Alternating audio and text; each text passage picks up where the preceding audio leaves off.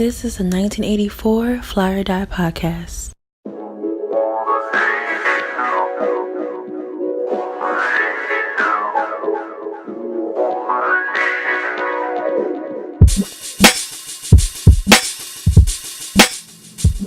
Welcome to the very first episode of the 1984 Fly or Die podcast. I'm your host, Mike Bayonne. And this show is going to be very, very interesting, informative, and most of all fun. You see, I want this show, this actual series, to focus on everything and anything, anyone and everyone, because that's what life's about. Life is about the experience, the adventure, and there's all kinds of people that make our adventures worthwhile. So tonight, I release the very first episode, and I'm excited about it too, with one of my homies, who's a visual artist, graphic designer, father, husband, and an all-around excellent person. My main man, Kaheem Thomas. All right, enjoy.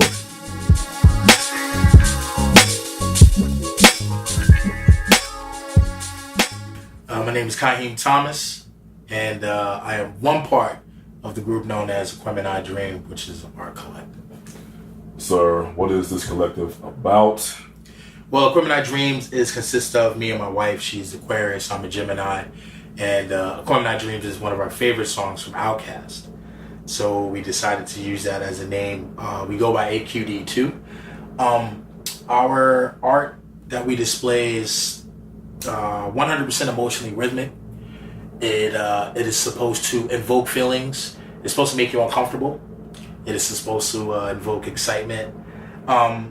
We do all of this for our kids, our twins, and just to make a better life for them. So hopefully, this blows up and they don't have to work for nobody. Nice. That's always the dream of parents. Like, yo, I'm working, bust my ass off so my kids can have a future. And, they can actually have a platform bigger than what I had. Exactly. Which is amazing. Exactly. I would applaud, but I don't want no feedback on my microphones. I feel you. It's fresh ass microphones, man. But so I saw that you recently had a show.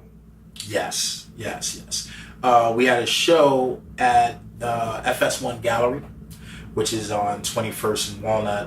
It was our first solo show, which was called Morganite, which is an interesting word in German. The Germans describe the word as an emotional outburst without meaning.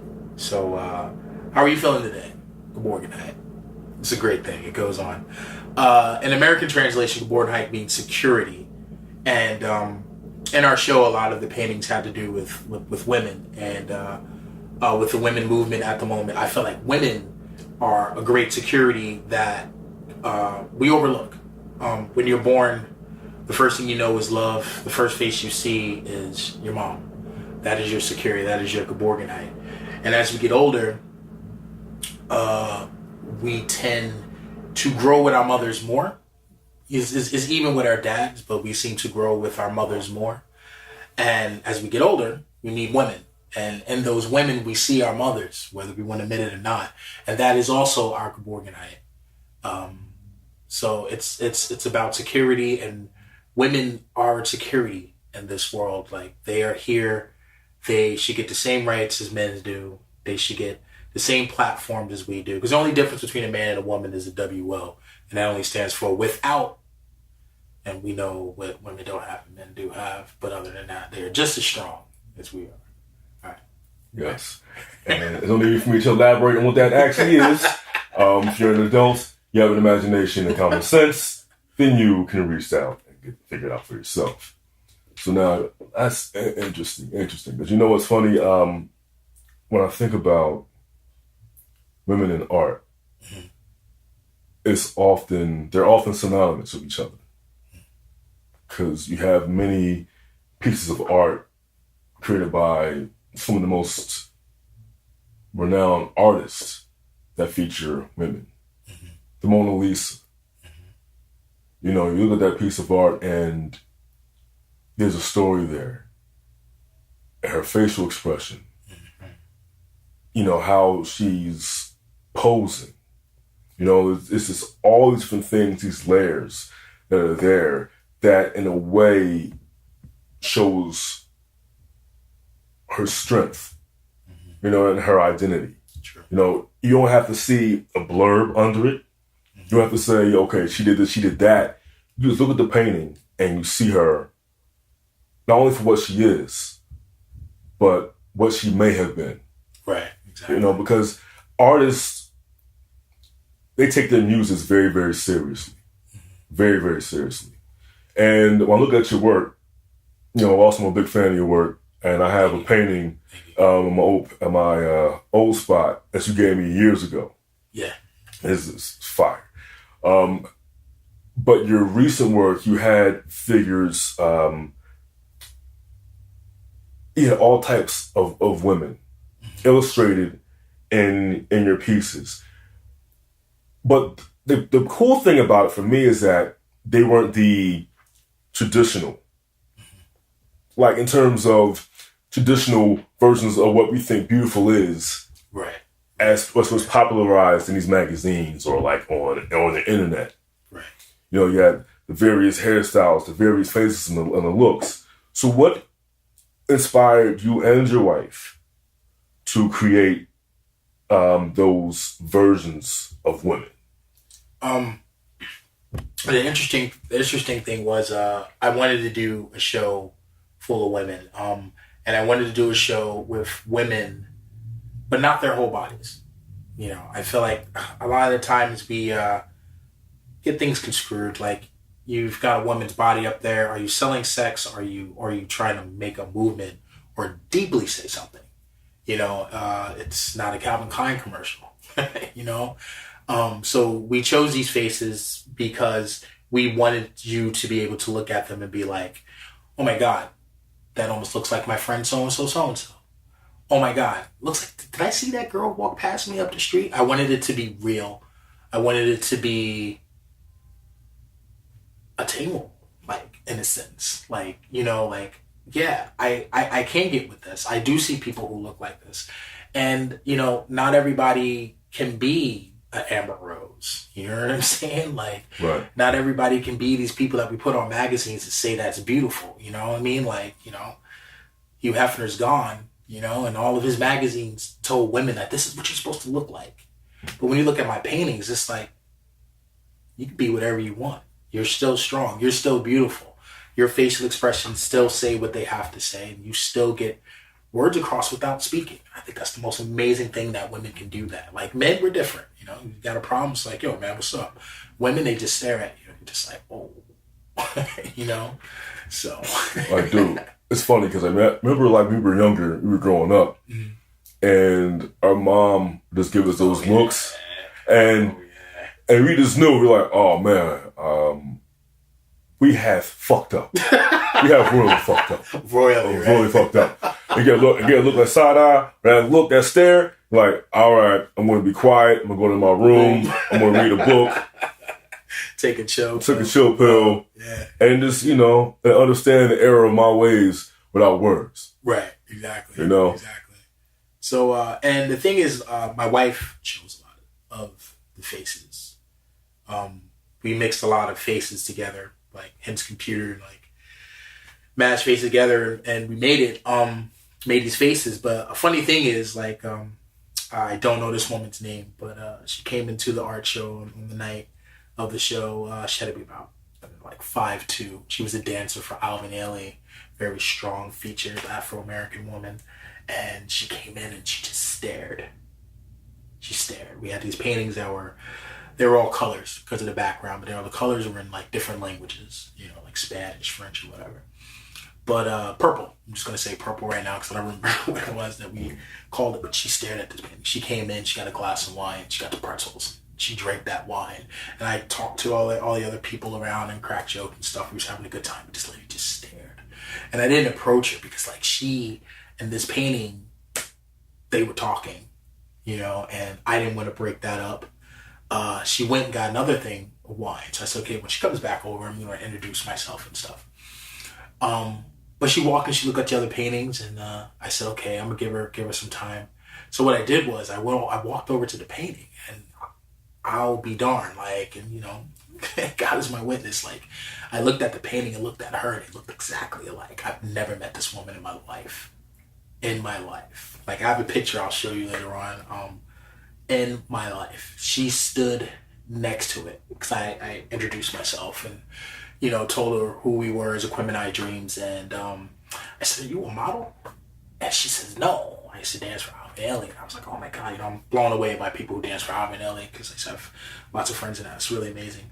But she looked exactly, minus the little braided knots that we use to draw the character. It's spitting image, and it was funny because I remember when we were picking out the faces, and we made these faces. We made them like Frankenstein style, Photoshop, and I was like, "That's crazy." Like I said, everybody's got a twin, and me and my wife laughed. It is true.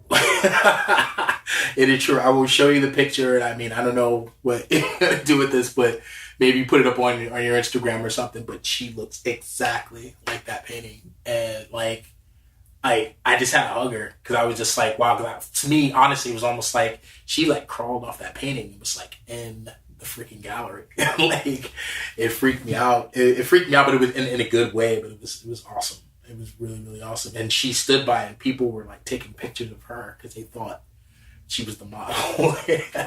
That's crazy. Yeah, it's crazy. Yeah. But it's funny how the universe works. Yeah.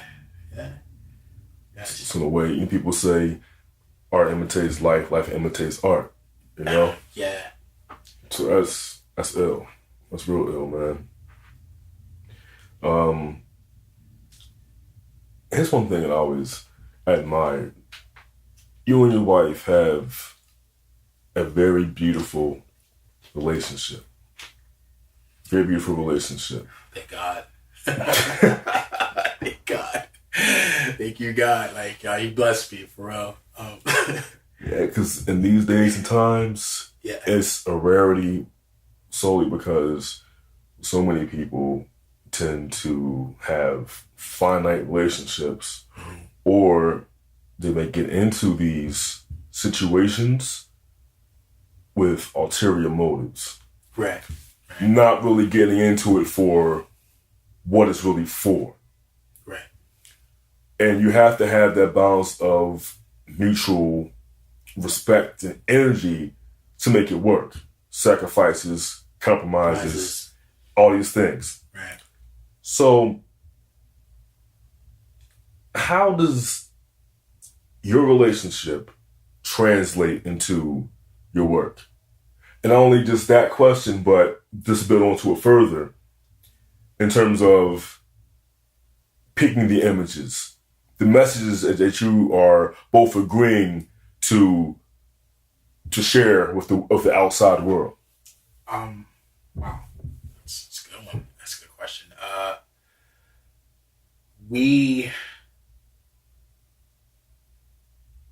I know it's weird to say that it's hard to explain, but it's it's energy. It's just energy.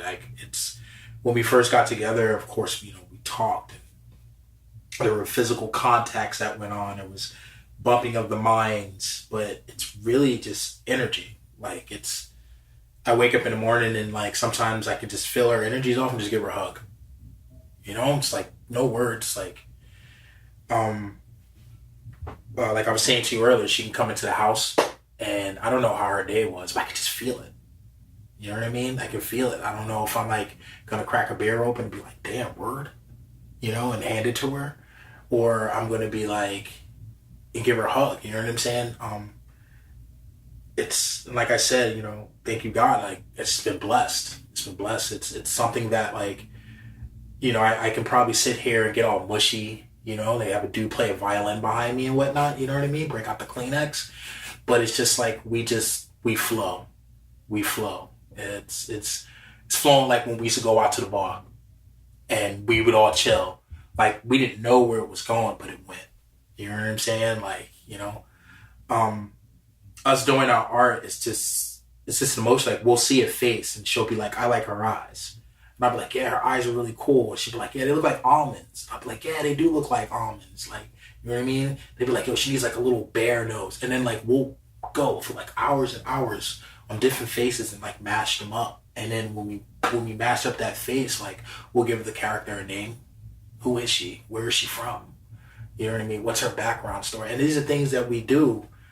I don't know, if we're listening to Metallica or like John Coltrane, like sipping on beer, like boom. We just, it's like we come together like that, and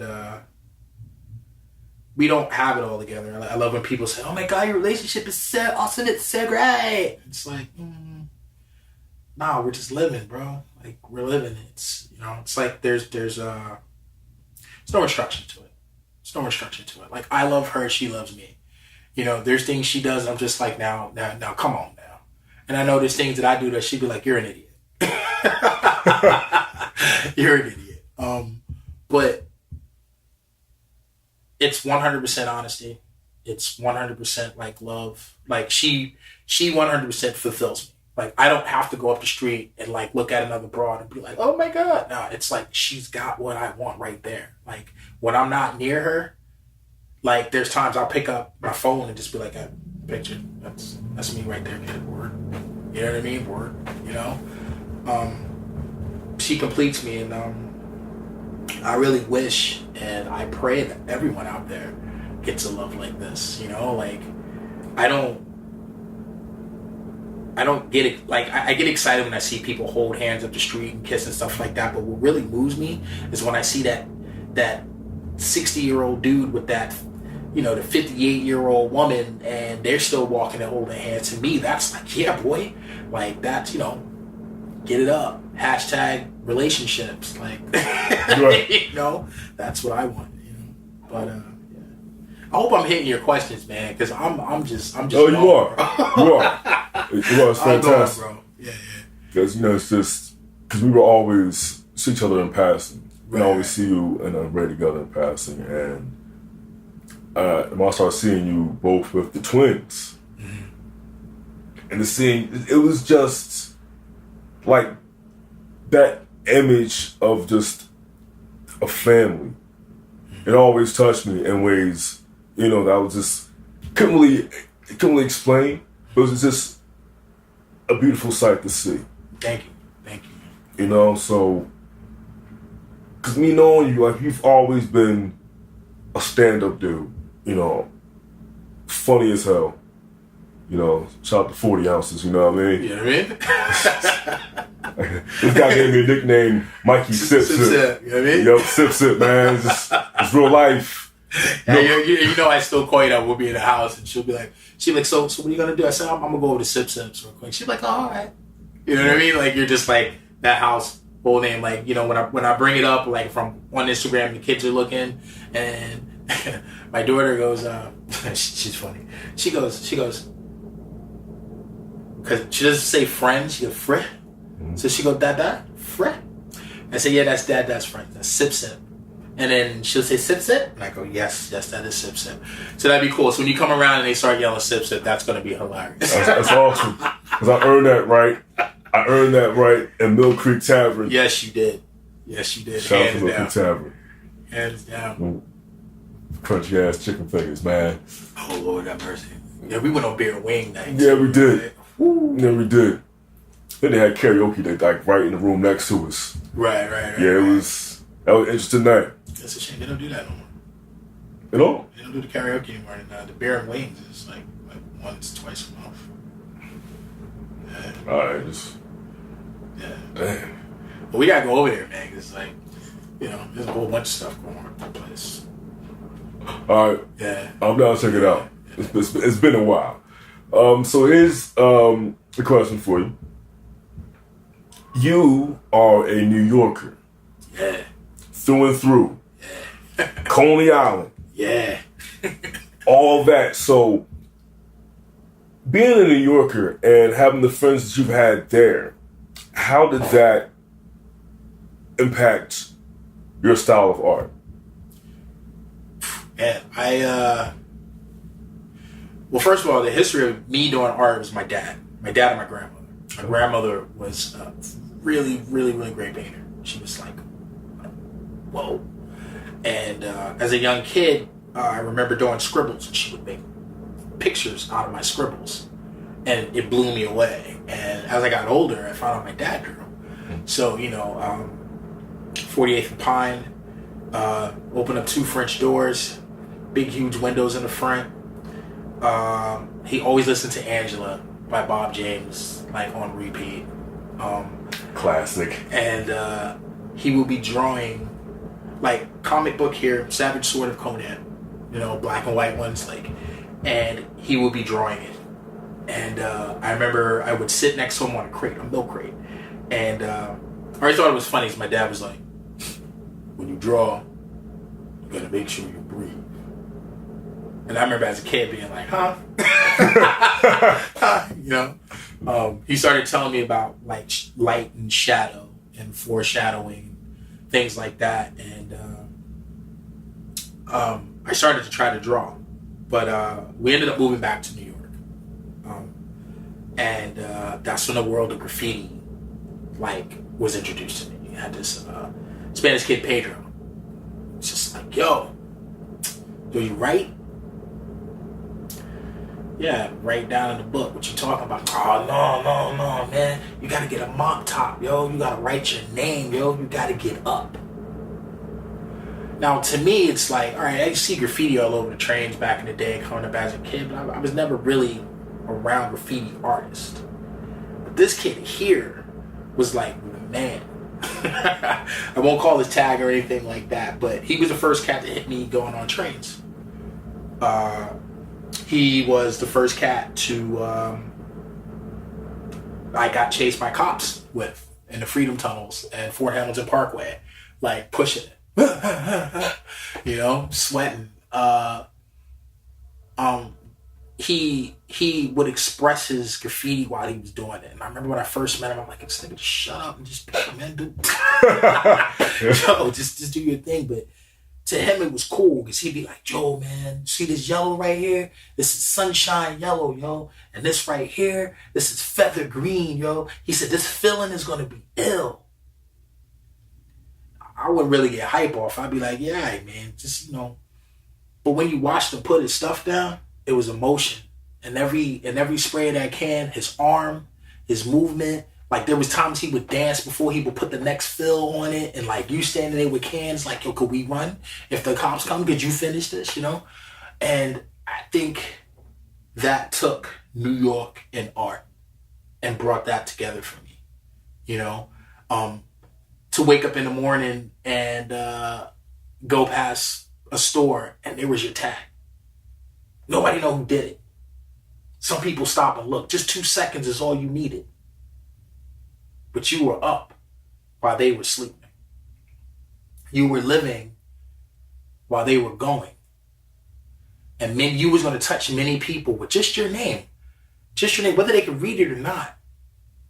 For 2 seconds of their life, they just got art trained. They got open to color. And whatever they were thinking about, you just interrupted it. If it was a bad thought, boom. Whether they said, damn kids writing on the walls and stuff like that, I got your attention. It was better than the picture because I knew it was happening and I wasn't there. I was living, So with my art, I'm trained like fine arts. I'm trained in fine arts. Very, very, very stiff styles. I use a lot of perspective, a lot of graphic design, but I do it with my hand. But I use colors that are vibrant, pop, So like, I'll take a strawberry pink, and then I'll pop that with a hazard yellow. That's all kinds of crazy stuff to the eyes, and little small squares on top of each other. When you move your eyes, it moves. It comes to life. I don't know. I guess my artwork is like the trains in New York. The iron worm steadily moving. The city may sleep on top, but they gotta go. You know what I mean? It's gotta move. It's wild poetic. I feel like I need to snap my fingers like Love Jones. Like, yeah, that's my movie right there. yo, Love Jones, an amazing flick. That is a great. If you haven't seen that, you should see Love. Please do. Please do, because you gotta understand, like, that to me was, because that movie to me, it was a different kind of blackness that I experienced with that movie. You're right. You know, because even with the music that my parents were listening to, because, like, of course, you had the mainstream stuff on the radio, you know how rap was turning, but it was like during a time period where D'Angelo, Maxwell, Michelle Farrell, Will Downing, I want to say Michelle Diglicello, got a name correct. Yes. You know, like, yeah, you did. These acts, you know what I'm saying, like Brand New Heavies, it was just, and Janae and, you know, Les Nubians, it's like, it's this whole vibe of, like, I want to say... It was like, I don't know if you want to say neo soul. It was neo soul. It was neo soul in terms of the sound, but it was like a neo Afrocentrism as well for a lot of us, because, again, you know, you had, like, but I guess you can give credit to how Tribe and Native Tongues put it together. Yeah. You know, but the mid-90s, how the R&B, like, of course, how am I forgetting Erykah Badu? Badu. You know, that whole vibe just, like, pushed, you know, it made people like me feel a bit more comfortable in my skin.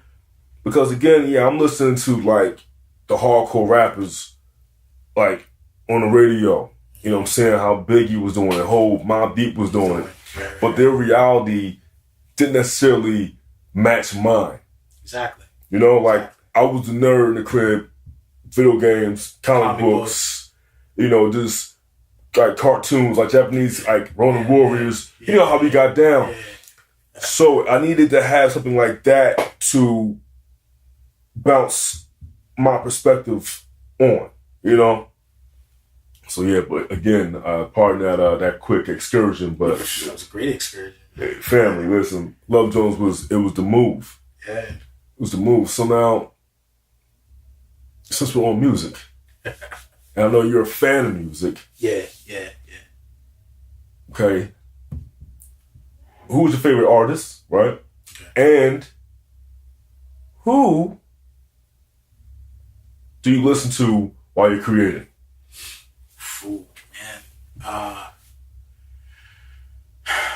Tribe, De La Tribe, Jungle Brothers, Native Tongues, like, hands down on everything.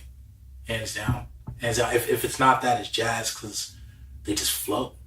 Like, they flow back and forth. Q-Tip, hands down, the most butteriest flow, illest voice. You know, sorry, Guru. You know, much respect, brother, but yeah, all his slick. But sorry, Guru, but, like, tips, hands down. Like, I always like to start off when creating down in a room by myself. The beginning of People Instinctive Travels. The Push It Along joint. When the baby starts crying. Yo, like that sip of a beer and just let that flow. Like it mellows. That'll set the tempo. Like, that canvas has got nothing on it and that baby starts crying. Are you kidding me? It's on. Hands down, it's on. If you start that with that whole album is it's joyous education. It's just joyous. Like, every beat pops. The boom bap era was amazing. To listen to that, like that boom bap, boom boom bap, like, that gets me bobbing. That's like, all right, this pencil's gonna go here. This line is gonna go here. This is gonna go there. Okay, step back. You know what I mean? B-boy stance. Like, it just works. It just works. De La Soul is Dead. That's another album that I gotta throw that in there, because that is just an amazing album. And it's like they're reading a storybook to you. Yeah. Yo, like, that's the first time I ever heard anybody use the term dick snot. And the skit, he was like, yo. what was that damn sound effect? It's like, Rock 'em. Rock 'em. Yeah, rock 'em. Yeah. He was scared to come getting smacked, man. But like the album was incredible. To this day, I still laugh at that. He was like, Dick's not butt crust native board. Get over here. What's the Ills nut, Bills nut, Gills nut? What? What to this day? Like, I'll stop and just be like, yo, for real? What? Yeah, but that's classic albums there. Like, I've heard some of De La's new stuff.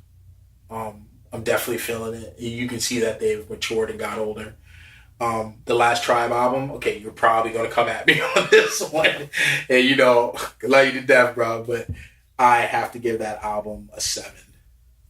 Out of 10? Out of 10. It's better than 5. So I'm all good with that. You know what I'm saying? Like, okay. As long as you say it was trash, No. I'm like, oh man. No. Because everybody calls everything trash these days for some odd reason. I don't know why. That's the cool thing to do. Yeah. But why did you give it a 7? I know nothing you can't repeat the past. You can't repeat the past. That's one thing. I just felt that the album was way all over the place. It wasn't like Balloon Mind State. Like Balloon Mind State was all over the place, but it worked. It gradually and continually worked. Now that's just my personal opinion. And for those who are unaware, Blue Mind State is De La's third EP that came out in '93. The lead single was Break It Dawn. The hit singles, we said the singles IMIB. Ego Trippin' was on that one. Ego Trip was it part 2? 2. Part 2 was on that one. Yeah. Classic album. If you ain't heard it, check it out. Yeah. Back to but this album, I felt like it didn't mesh. It didn't mesh. I felt like maybe if you rearranged the songs around, it would mesh. It just, I had to listen to it 3 times before it took hold of me. And that's just crazy. Like anything Tribe or De La's ever put down, I've been like, up, more please, big spoon, you know? This, I was like, okay. You know? And it was crazy because like I really wanted that album hard. When that was coming out, man, I was like all over. I remember hitting you up like, oh my God, Tribe, you out. Yeah. Tribe, you out. Like, he was on it. But Common's album got a higher note to me. Which Common album? The latest one? Nobody smiling that one? No. What was the last one he did? The Detractors, what you doing to my heart is, I feel yeah. Oh snap! Wait a minute. The last Common joint. Yeah, Stevie Wonder on one of the tracks as well. Black American Story. Yeah, I think it was called Black America, right? Black America. Okay. Was it like Black America Now or something like that? Something like that, right? Black America Again. Black America Again. Now that album got a higher ranking than the Tribe album. See, all right. So you know what? Here's the thing about it. Okay. I have to often check myself as a music fan. Right. Because as much as I may say, yo, everything Tribe everything Tribe does is fantastic. It's on point. Right. Sometimes that kind of keeps you from being honest about it. Now, I love Tribe's album because I love Tribe. So, like, anything new from them, I'll take it. Right. You know, like, yo, put it in a sandwich. I'll put it in a lunch bag. I'm having a good old day, you know? Right. But I think what made it kind of difficult for Day One Tribe fans is that Phife was only there for a certain amount of songs. Right, that's true. And other songs you had like a Busta and Cons. Yeah. And that song was ill to me, don't get me wrong, but for a lot of us, we heard New Tribe, we thinking we get all Tip, all Phife, all Ali, you know, and with a little bit of Roby. Yeah. And yo, let me give some props now to Roby for his verses on that album. Sick. Ridiculous. Because me, I had the pleasure of meeting Roby here in Philly randomly. Because our homie Spec 27, shout out to you. don't know if I want me to use your real name or not. But nah, that's cool. I know Spec. You know Shout out Spec. to him. Shout out to Spec, yeah. So he is like, yo, man, I ran into him yesterday at work. I said, word, that's L with Roby. What? So I did the Seinfeld. What? So I'm downtown one day, and I'm on the corner of 17th and Chestnut. Wow. You know, there's a Liberty Place right there, and the Rite Aid right there. I'm coming across the street. I'm looking over, and I see Roby on the corner outside of Rite Aid smoking a cigarette, just chilling. It was a cigarette. Yeah, it was a cigarette. I'm not sure if he was smoking or not, but I think in my mind it was a cigarette. So pardon me, you know. But he was there. I walk up to him. I'm like, yo. But I didn't want to like be, you know, like fanboy. Yeah. I didn't want to do that. Right. But I couldn't help it. Because it's Roby. And you understand, like, when I was a kid, we were both kids listening to the first Tribe album, right? Mm-hmm. And I'm not sure what song it was. It may have been the end of Bonita Applebum. Mm-hmm. And you know, the after part, like, sex, right? Freaks, sex. Peace. Well, like, all that.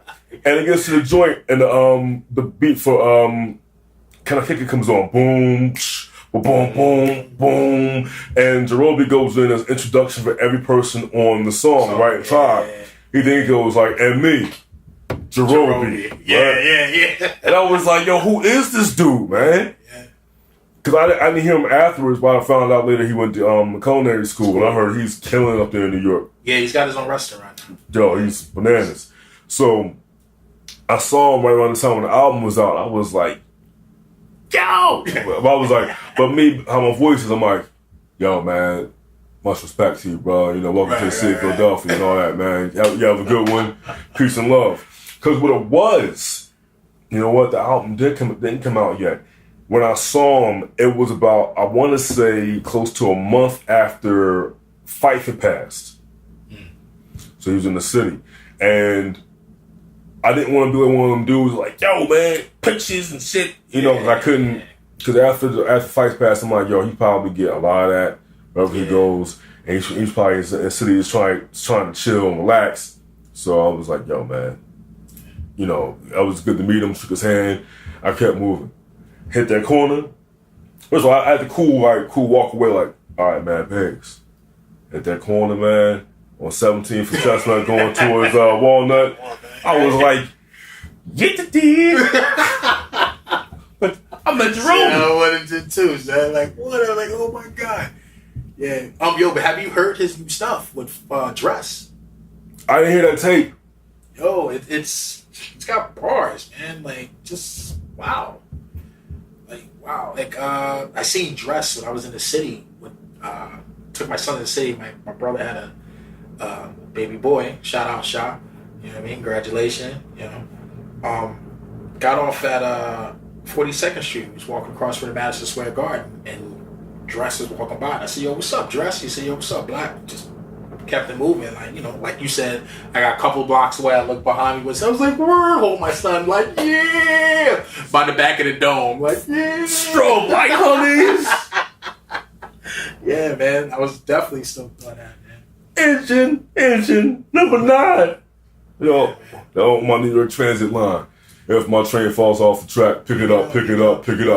Yo, every time that song got played in a party, we always got low. You know, and my train goes off the track, pick it up. Yeah, man. Yo, man, that track was just out of control. And the thing is, like, I heard rumor-wise that him and Mr. Long weren't even talking. Really? Yeah, I heard they don't talk at all. They did that one last album. I think that was 99. They dropped this strange album. I forget the title of it. It had like maybe 3 or 4 tracks on it that was like bumping. Like, you know, Mr. Long's production was like out of control, but that was it. They like stopped, and then he changed his name to Dress, the Black Sheep, and that was it. Like, wow. Yeah. I thought they had a reunion recently. Fell off the map, dude. Nah. Cause they had the joint. Cause I like their the lead single from the Nonfiction album. Nonfiction, yeah. The joint was it Without a Doubt? Without a Doubt, yeah. Da da da da da da da da da da da. Yeah, that was that. But that was like premier New York record. Yeah. The vibes on it, production, the rhymes. It was ill. It was floating, and you know what I think? I mean, I know we're going off on this tangent about hip hop right now, but between me and you, that's crazy. Yeah, like, this is what it is. Just what it is. I love hip hop. Mm-hmm. I'm a hip hop head. I'm not a fan of trap. I don't feel like I should be trapped on anything.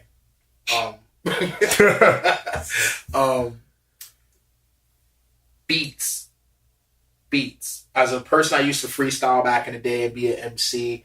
And when the lyricist, because I mean, you can call him an MC, but I say lyricist. When they went over a beat, they complimented the beat with their voice, but the beat was so fresh. Like, sometimes, like, you would hear a beat come on. Like, think of your favorite track, your like most favorite track, and you know that beat drops even before the MC speaks, and you like, it's about to go down. It's about to go down. Super ignorant. Another beat I love, Far Side, Passing Me By beat. Come on, man. Come on. Like, that track is like ridiculous. Nowadays, the beats are like, what? I feel like nowadays somebody playing Zelda. I feel like nowadays the beats are too clean. Like in terms of just how. Yeah. Because like, listen, look. As you mentioned how a song comes on, you already know what's about to go down before it goes down. Perfect example of that is is Busta Rhymes' "Everything Remains Raw" from the Coming album. Oh, Easy Mo B. Goodness, listen, dude, come on, man. That it builds up so subtle. It's so subtle, but you know it's coming. You know it's coming. Like, and when it smacks you, you ain't got no choice but to wild out. You got no choice but to wild out. None. Beats nowadays don't do that for me. They're almost like the 80s new wave era. Remember how we scooped out of things like Santana.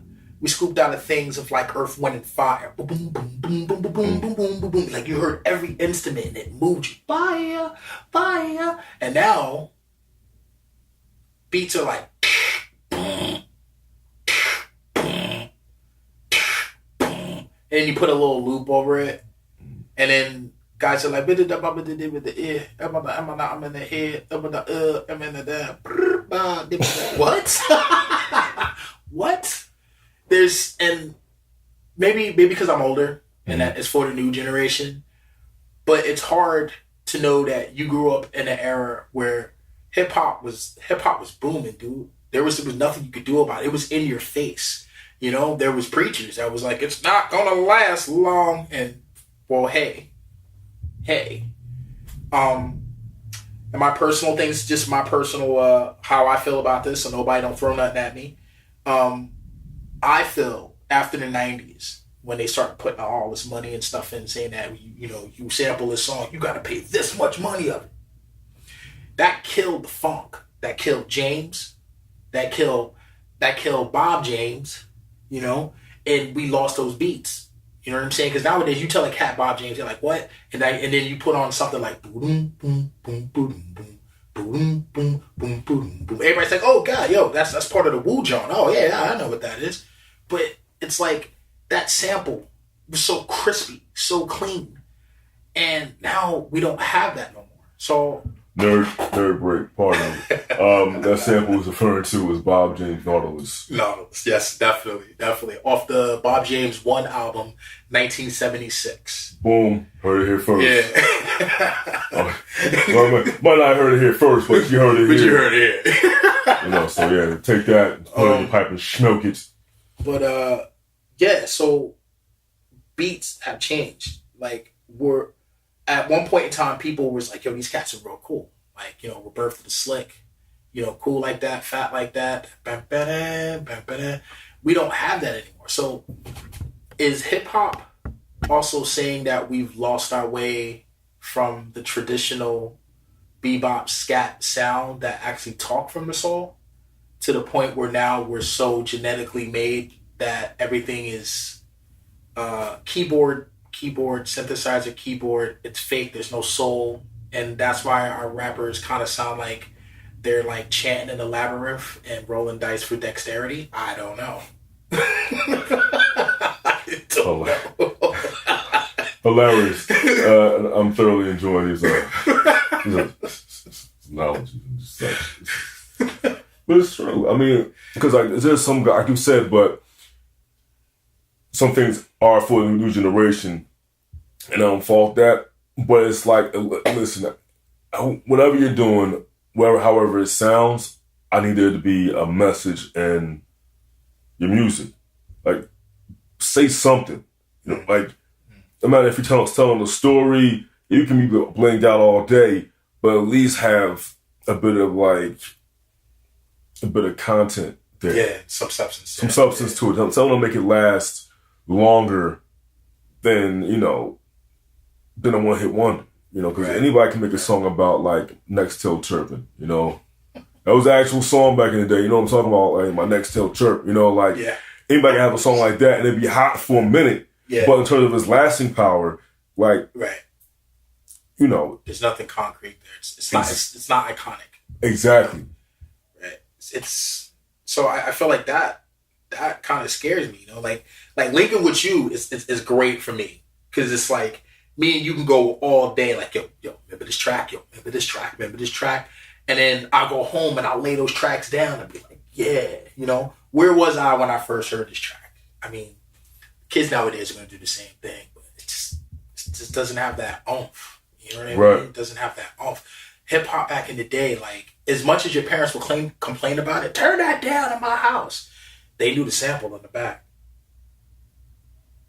That's my dad. Because my parents were young when they had me.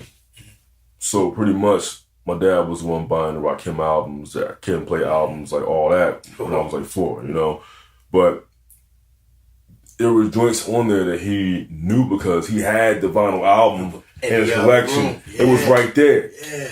It was right there. So, we had that balance. Mm-hmm. And I think that's what allowed us to have an appreciation for the generation that came before us because we were exposed to what they made and who they were. See, nowadays it's a bit different because, like you said, like the sampling isn't happening anymore. So no one is really taking the time to read the album liners. Dog, I used to like get down on the floor, read the album liners, who produced what, who played what, where was it recorded, record plant, Electric Lady, Chung King. Whoa. Chung King, like this place it was recorded right there, cool. Who was the engineer? Bob Power, all right, cool. Right. Right. And like it was that experience that we had versus like now. I mean, I guess now it's like they're starting from scratch now because they come with a clean slate where they're not really checking for who did what or who wrote what. They just have it there in front of their faces. Mm-hmm. They just know like these days they know a producer and they know like the performer of a song. Right. Like in terms of, I don't know if it's such a big deal anymore to know to find the sample. Some people like, it's funny because like back in the day, you had to find a sample yourself. Yes, you did. It wasn't laid out for you. Yes, you did. Like a certain, you had to read the album liners. That's where you will see, sample from so-and-so because their name will be in like who wrote the song. Right there. See, nowadays people put out these lists like, yo, Kendrick Lamar album, boom, all the samples. And you get all the samples right there. I get so, access was too easy to access. Right. It was too easy to put your hands on the phone. You had to work on it. Yeah. Like me, I'm like, yo, if I had an album like the Busta joint, for, who remained like, the Coming album. Yeah. we had to go through and see each one and then find out which one it was. Mm-hmm. It's like a seek and find mission. Right, and that's, record collectors. Right. Cats like that, that's what made it fun. Exactly. That's why I spent, if you look to your right, look to your right, I spent dumb money on all these joints, records I'm pointing to in my apartment. Records peeping at Ohio players. Brother. Listen, the Ohio players. So sleep. Like, what? And it was kind of funny. Let's bring it around full circle. Because the Ohio players album covers celebrated the hell out of women of color, right? Mm-hmm. Not only that, these women weren't all built the same. Right. They were built. But they were different in their own way. Right. Except for her hairstyle is like, that's that 80s like Jerry Curl mesh. Jerry Curl jump off kind of like. She's got a Jerry Curl mullet. Yes it is. It's probably popular in like the Midwest and like down south, like St. Louis, you know what I mean, in the early 80s. Yeah. You can't have it sitting on your couch unless you got plastic on it. Right. And then you'll be safe. But then again, in the 80s, we did wear a lot of cowboy stuff. Like the perfect example, the group, what is it, the System? Don't Disturb This Groove. Come on, man. Did they not have everything cowboy on in that video? Oh my goodness. See, talking music with you, man, is just great, dude. Yo, this is all we do, man. Oh my God, dude. So like, here's an idea. Like, have you guys ever been, you and Ray ever been approached to do album covers? I actually did an album cover for a Japanese band. We were approached to do an album cover, but that fell through. Which I can dig it. I was Lionel Kitty City. I was frowning. Shout out to Kitty City. If you know, you know. If you don't, you know, right? You weren't born early enough to know the importance. Because, see, before, like, Amazon came to the game with, like, online shopping, a few years before that, Toys R Us had a monopoly on the game. Yeah. KB didn't really last that long. That's right. But in the 80s, Kitty City was the competition for Toys R Us. Now, on some Philly shit, right? Kitty City. This is back in the days when 69th Street was the spot. Yeah. It was the spot. So 69th Street, you go up there, it was right next door to Sears. Yeah. Sears is right there. And because McDonald's across the street from Sears, but it was like Sears, and on the corner was Kitty City. Yeah. It was Kitty City and had all the games in there, the bikes, toys. All the toys. Big kangaroo on the front. Big kangaroo, yeah. Like, for real, like, people love Jeffrey, the giraffe, from Toys R Us. They loved him, but you couldn't fuck with the fucking kangaroo. Name? What? You couldn't fuck the kangaroo, man. That's right, his name was Jeffrey. Oh, man, this is good stuff. Look, man, yeah, we didn't want to grow up. We became Toys R Us kids by force. Because Kitty City was gone. Yeah, man. Then that frown upside down. It did. I mean, then some went to KB Toy Stores with a little, like, Nutcracker Man as the logo. The logo. Yeah, but after that was gone, it was whatever. It was whatever, man. It's just, it's destroyed everything that I enjoyed and held dear, man. Yeah. I got DuckTales for the Nintendo, you know what I mean, from Kitty City, man. Y'all took it away from me, man. For what? What did y'all put there in place of Kitty City? Marshalls? Oh, whoa. I can't get no games from Marshalls. Ain't no basketballs at Marshalls. The hell you gonna put a Marshalls there for? We at Kitty City, man. Oh, man. Life is a story of life, man. Story of life. But I think it'll be ill to see if like Aquemini Dreams had like fictional album covers. Yeah. I think that would be slick because it was like, yo, just to express like even like funky names and shit like that. Because it's funny, I was listening to an interview earlier today with Method Man. And he was saying like Wu-Tang They had like these funny names for songs, but the songs had nothing to do with the name of the songs. That's what's up. Like Glaciers of Ice. Like Glaciers of Ice, what's it about? And it's just something about something completely different. It's just incarcerated scar faces. It's just, right. it's just this vibe, you know. I can see y'all doing that, man. All right, here's question I want to get to you, ask you about, because I have some people that I know. Shout out to my main man Mike, Michael Barr, and my cousin Kev.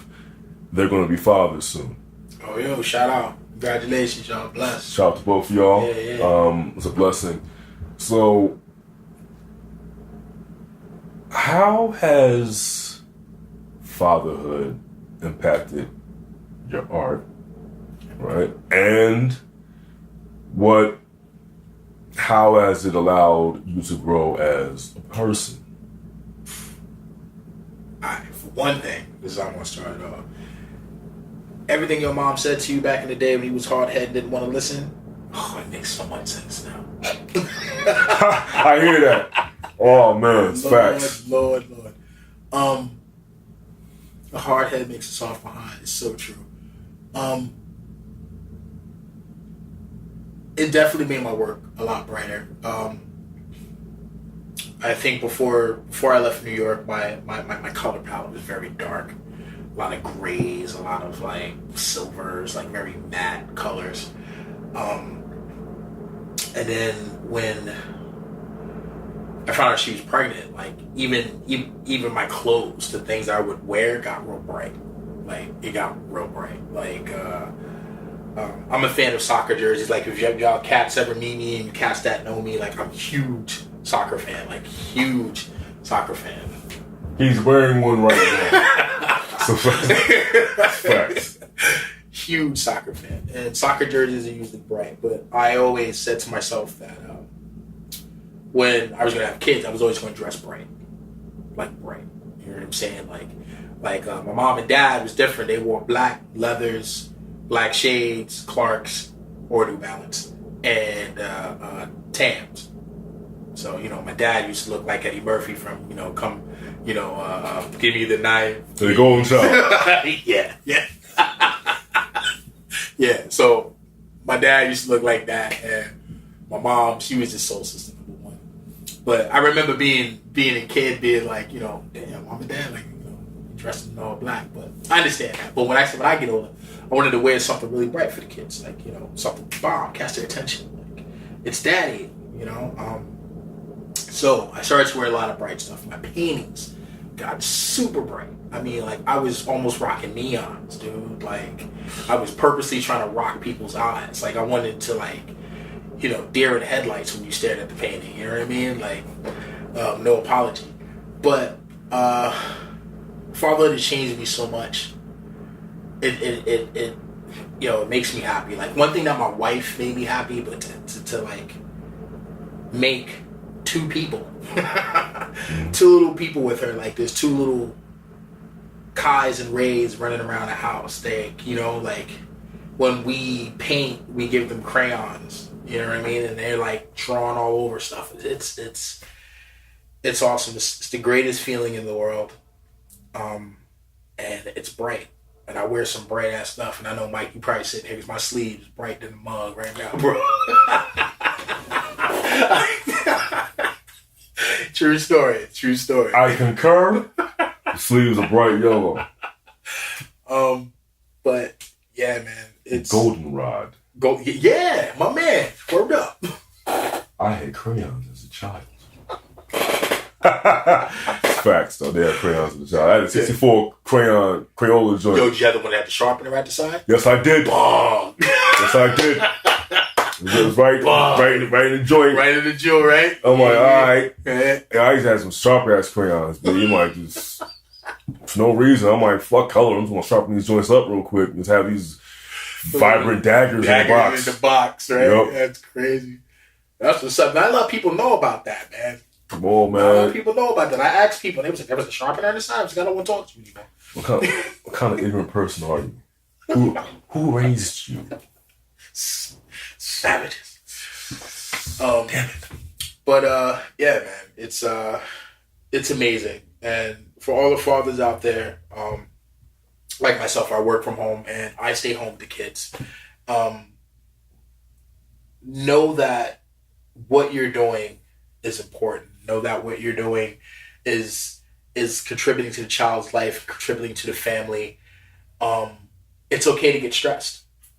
There's absolutely no kind of blueprint that comes with this. And remember that everything that they see every day is a miracle to them. Remember to embrace everything that they see, they do, they learn to speak, they learn texture. It makes the world new for you. So there was a time like before I had the kids, like I was the squirrel got on my nerves. People got on my nerves. Just people. You serious? Got to get up and go outside. But now I can't wait because my twin son and daughter is going to be like tree. You know, my son called churches church. You know, what is that, Henri? Church. Yeah. It's like a baby dumb magic wand, yo. It's just like church. Tabernacle. Take that all in. Like every moment that you can. You know what I'm saying? Like, you know, there's times where like my son just won't listen. You know, they're in that like terrible twos phase and like the boy just won't listen. You're just like, don't you throw that. And he waits till you get right there and then he's at the free throw line. He threw it. You know? Like Trump with the paper towels. Oh, Lord have mercy. Just Lord have mercy. oh man. But definitely soak it all out because you only get to do this once. They're only going to be 2 once. They're only going to be 1 month. They're only going to be 4 or 5. They're going to be 17 at one day. And it all matters, yo. It all matters. It all matters. You are the foundation in their lives, you know? Like, you know, these kids got a LeBron or a Michael Jordan, but secretly below all of that surface and all of the like cell phones and texting and they're not paying attention to you, they so are everything you do because to them you are amazing. Your mommy and daddy and that name, those names have so much written on. You know, it's a definition that even if you put it in a Webster's dictionary, it cannot define it. It cannot. There's nothing like waking up in the morning when you used to do a 9 to 5 and you would wake up, you had to cast a trolley, you had to go to work and clock in. But then you wake up and open up a door and there's 2 special human beings staring at you saying, "Good morning, Daddy." They don't really say it like that. They'll probably gerbil it, but it's good morning for real. Because they don't know nothing else but you. And mommy and daddy. And every experience that you're giving them is like amazing. Every color of that crayon that they scratch because they think they're making lines like we are is amazing. Every basketball that you shoot and your son tries or your daughter tries, it's amazing.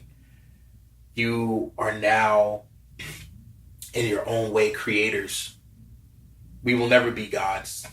We'll never be God. Like, you can never live as old as God, but in some small way, he does give us an opportunity to create something amazing for this world to contribute back to. So all the learnings from your mom and your dad and your grandmothers and your grandfathers, listen. Because mark my words, it's going to pop up out of nowhere. You know, you're going to be the one son or daughter or mother or father that's going to be like, oh, you mess around, I gave you something to cry about. You're like, oh, mom used to say that. Mom used to say that. And it's beautiful. It's beautiful. I know it's scary as hell. You know, I thought I was having 1 child. And we went to the doctor for her tests and they put the little stethoscope on her stomach and it sounded like a techno beat. "What's wrong with my child?" I said. And the lady said, "I'll be right back." And I was like, "What?" I looked at my wife, "Where this chick going? Oh, you're just going to be leaving the Thomases? What?" So she came back into the room and she said, "I don't want to be the bearer of bad news, but you're having twins." That was the happiest day of my damn life. Do you understand what I'm saying? The happiest day of my damn life. I had 2 kids. Do we have enough money? I don't know. No. Did we plan enough for it? No. Do you know what we were going to do? No. I just know I wanted to get the jelly off her stomach so we could get out and go.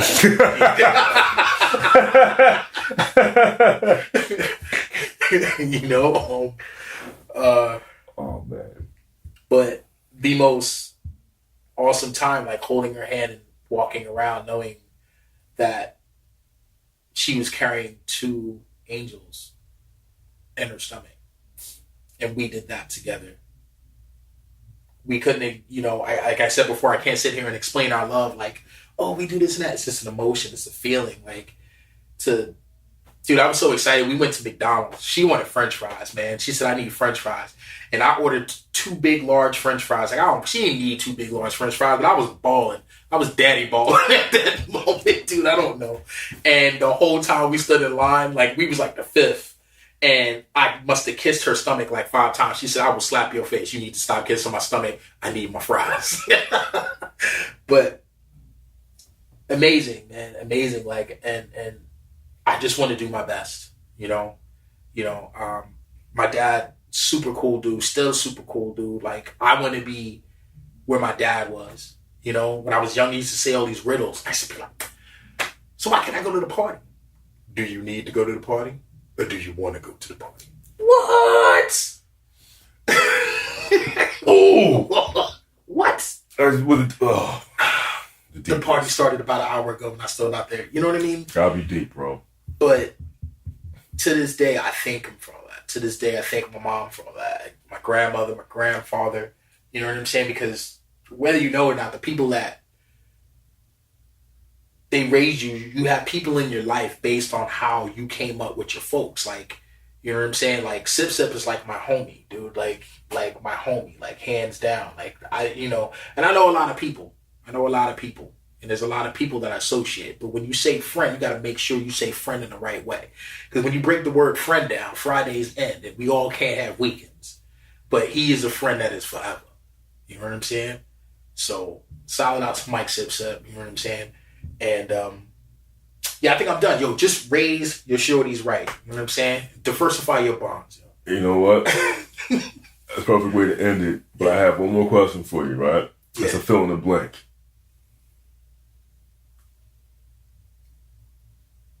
You are Kaheem Thomas. Yes.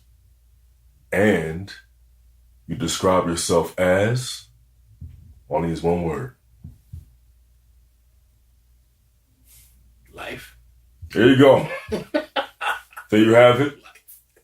The interview with Mr. Kaheem Thomas of Aquemini Dreams. Shout out to his lovely wife, Ray Thomas. Yeah. And to the children that they have, the lovely twins. Henri and Nia. Shout out to them. They have great hair. Serious. They have locks of love, man. I'm over here, my hairline is looking shifty some days. I'm like, God damn it, youth. Yo, mine is in my back pocket, so you chilling right now. Yo, listen. I'm like, that's why my barber, he pushes the hairline back just enough so it looks offensive. And damn, Mike, why your forehead look so big? First of all, damn it, my forehead been this size. Don't be ignorant. Okay? Don't be ignorant. Be respectful to me and my hairline that I've earned. Yo. Okay? Right? Let's just leave it at that. Go back to Dottie's, get my vegan donut, and shut up. Yeah, that place. Seriously, bum. Yeah. Yo, next time, alright, if I mention Dottie's again, I better get a sponsorship. Yo, free donuts, your word. Give me the apple fritters, B. With the apple chunks in it, B. Word, B. Alright, this is an interview. Thank you very much. Shout out to Kaheem Thomas, and we out of here. Alright, yo, peace.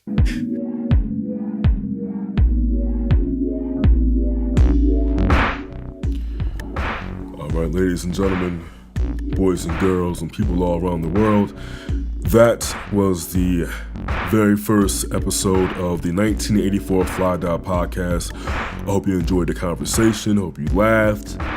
Hope you thought about things and all around just had a good time. Well, alright. I'll catch y'all next time. Peace.